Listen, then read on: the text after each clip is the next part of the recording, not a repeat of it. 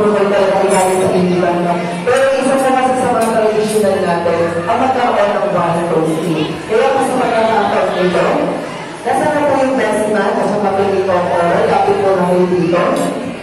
Best man at dito po mo, nasaan ako? Kapit po. And then kami natin ng wine, nasaan naman yung wine? Ayan. Best man at dito po, ang ginawa po ng wine. Nakikita ko ang dalawang gablin na baso. Ay, gablin. Dalawang gablin na baso.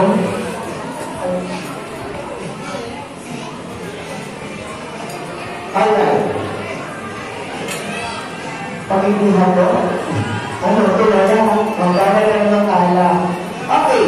Ang prosperity yun, yan, ang liwag na prosperity ay ginagawa natin para ating nakita na langin ang mas masaganang buhay at pamumuhay ng ating bagong mag-asawa.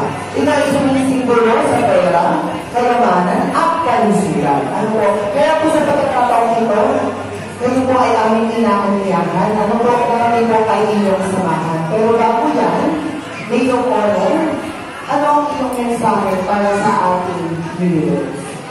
Congratulations at pera. Alam ko naman na kahit na nasal, kahit na mga pamilya, gusto ko mo rin yung mga pangarap sa para sa pamilya mo, lalo na kay Chloe. Ayan, alright. Thank you so much. Pinuha ka bansan. Luwag na hirap. Ayan. May kaglag pa po ba dyan? Alas 6 na. Okay. Bakit tumalsin sa